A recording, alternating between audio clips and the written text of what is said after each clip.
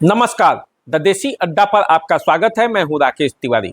देखिए, आरजेडी के पूर्व प्रत्याशी एवं महाराजगंज के पूर्व सांसद प्रभुनाथ सिंह के पुत्र रणधीर सिंह आज विधिवत जदयू में शामिल हो जाएंगे। ऐसा बताया जा रहा है कि जब रणधीर सिंह पटना में जदयू की सदस्यता लेंगे उस समय मुख्यमंत्री नीतीश कुमार भी मौजूद रहेंगे।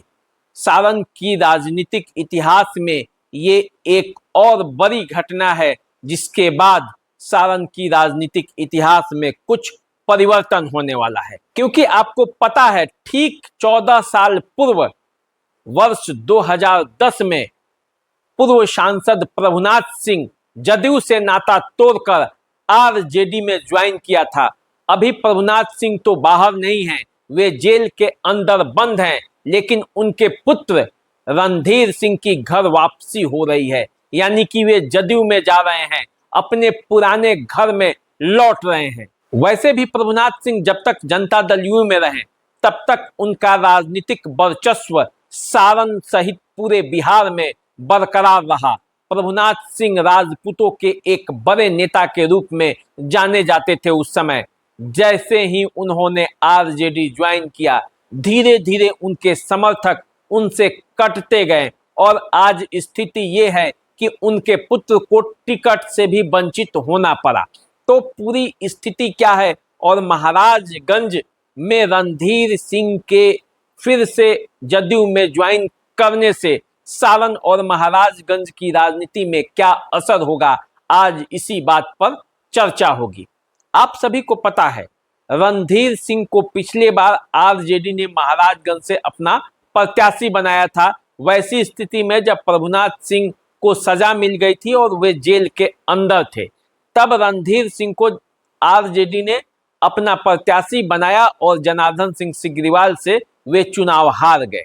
हारने के बाद भी वे क्षेत्र में जुटे रहे और लोगों के बीच जाते रहे, राजद कार्यकर्ताओं से अपनी पहचान बनाते रहे। लेकिन इस बार जब टिकट की बारी आई तो आरजेडी ने उनका टिकट लगभग काट दिया।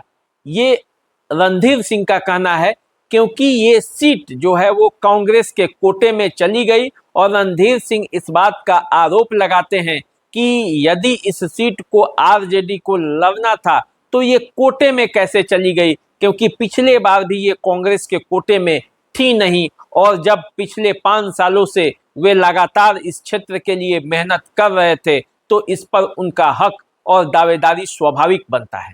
लेकिन इस बार जब उनका टिकट कटा तो वे इस बात को बर्दाश्त नहीं कर पाए, क्योंकि उनका कहना है कि अंतिम समय तक उन्हें ये आश्वासन दिया जाता रहा कि टिकट उन्हें ही मिलेगा और इस लिहाज से वे तैयारी करते रहे। जब बात नहीं बनी और यह टिकट कांग्रेस प्रत्याशी अखिलेश प्रसाद सिंह के पुत्र आकाश प्रसाद सिंह को मिल गया, तब रणधीर सिंह ने विद्रोह की बिगुल बजा दी और वे चुनाव लड़ने का निर्दलीय ऐलान कर दिया। मसरख में अपने कार्यकर्ताओं की मीटिंग भी बुलाई, जहां 30-40 हजार की संख्या में उनके समर्थक पहुंच गए थे। उसके बाद ये फैसला हुआ कि नहीं, अब वे चुनाव निर्दलीय नहीं लड़ेंगे, वे एनडीए खेमे में जाएंगे और जनता दल यू का दामन थामेंगे। और फिर इस बात का ऐलान रणधीर सिंह ने किया कि अब उनकी राहें राजद से जुदा हो चुकी है, वे जनता दल यू के सिपाही बनकर आगे काम करेंगे। और उसी कड़ी में आज पटना में रणधीर सिंह जदयू की सदस्यता ज्वाइन कर रहे हैं और अपने लोगों का आह्वान किया है कि पटना चलो और जनता दल यू में ज्वाइन करो। तो अपने हजारों हजार समर्थकों के साथ रणधीर सिंह पटना में आएंगे और जदयू ज्वाइन करेंगे। माना जा रहा है कि प्रभुनाथ सिंह अभी जेल के अंदर हैं, इसलिए वे विधिवत रूप से न तो अभी आरजेडी छोड़े हैं और न जनता दल यू ज्वाइन किए हैं, लेकिन उनके पुत्र ये जदयू ज्वाइन कर रहे हैं। इसके अलावे केदारनाथ सिंह जो प्रभुनाथ सिंह के भाई हैं, वे बनियापुर से आरजेडी के विधायक हैं। उन्होंने भी अभी ये ऐलान नहीं किया है कि वे आरजेडी छोड़ रहे हैं या जदयू ज्वाइन कर रहे हैं, क्योंकि वे विधायक हैं और 25 में विधानसभा का चुनाव है। ऐसी स्थिति में आगे की जो रणनीति होगी उसके हिसाब से केदारनाथ सिंह काम करेंगे। सुधीर सिंह जो कि दीनानाथ सिंह के पुत्र हैं और प्रभुनाथ सिंह के भतीजा हैं, पिछले बार निर्दलीय प्रत्याशी के तौर पर तरैया से चुनाव भी लड़े थे। वे कभी आरजेडी के सदस्य रहे ही नहीं, तो उनका न इस्तीफा देने की बात बनती है और न जदयू ज्वाइन करने की। तो ये देखना है कि क्या रणधीर सिंह के साथ साथ सुधीर सिंह भी जनता दल यू ज्वाइन करते हैं या केवल रणधीर सिंह ज्वाइन कर रहे हैं, ये अभी देखने की बात है। तो पूरा मिलाकर देखा जाए तो महाराजगंज की राजनीतिक समीकरण जो है वो रणधीर सिंह के लिहाज से अब बदल जाएगी, क्योंकि 2010 से 2024 तक का जितना राजनीतिक समीकरण था वो आरजेडी के लिहाज से प्रभुनाथ सिंह के परिवार या प्रभुनाथ सिंह उसको मैनेज करते थे।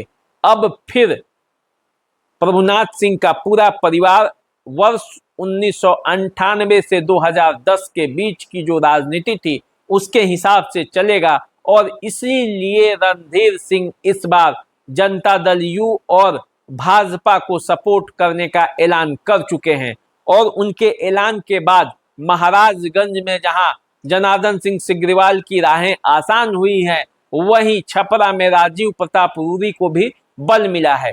प्रभुनाथ सिंह के समर्थक सारण जिले के कोने कोने में हैं, इसमें कोई शक नहीं। जैसे ही महाराजगंज के चुनाव में रणधीर सिंह का टिकट कटा, अपना शक्ति प्रदर्शन कर वे साबित भी कर चुके हैं कि उनके साथ कम से कम 50,000 से 1 लाख के उनके निजी समर्थक उनके साथ हैं और वे हर कीमत पर प्रभुनाथ सिंह के साथ खड़े रहने वाले हैं। ऐसी स्थिति में जब जनता दल यूनाइटेड का उन्हें साथ मिलेगा और पुराने कार्यकर्ता जो उनके जुड़ेंगे तो स्थितियां बदलेंगी, क्योंकि ये भी बात तय है कि महाराजगंज में प्रभुनाथ सिंह का जदयू और बीजेपी कार्यकर्ताओं से पुराना नाता रहा है। राजपूत मतदाताओं से प्रभुनाथ सिंह का पुराना नाता रहा है, लेकिन आरजेडी में जाने के वजह से उनसे मतदाताओं का एक वर्ग छिटक गया था।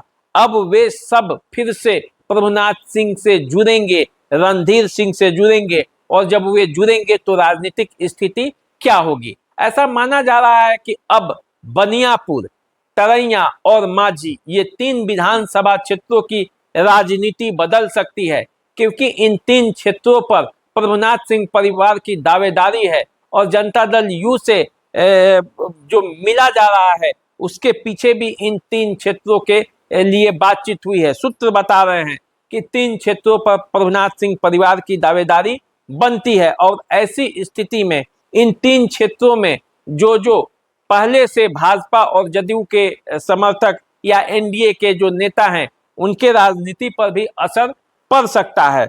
और ये देखना अभी बाकी है कि रणधीर सिंह जब ज्वाइन करते हैं जनता दल यू और उसके बाद जब 25 का चुनाव आता है तो पूरा समीकरण क्या होता है। लेकिन इतना तय है कि इस चुनाव में जो लोकसभा का चुनाव है इसमें रणधीर सिंह के जनता दल यू में आने के बाद सिवान में, महाराजगंज में और सारण में एक मजबूती मिलेगा जनता दल को, और इससे इसका लाभ रणधीर सिंह को प्राप्त होगा। प्रभुनाथ सिंह का परिवार फिर से पुराने घर में वापस लौट रहा है। तो चलिए देखिए, जब रणधीर सिंह शामिल होने के बाद क्षेत्र में जब दौरा करते हैं तो परिस्थितियां क्या बनती है। आप हमारे साथ जुड़े रहिए, हम आपको सारण, सिवान, महाराजगंज सहित पूरे बिहार की खबर बताते रहेंगे, समझाते रहेंगे कि क्या समीकरण बन रहा है। चुनाव का एक एक अपडेट आप तक पहुंचाते रहेंगे। हमें दीजिए इजाजत, नमस्कार।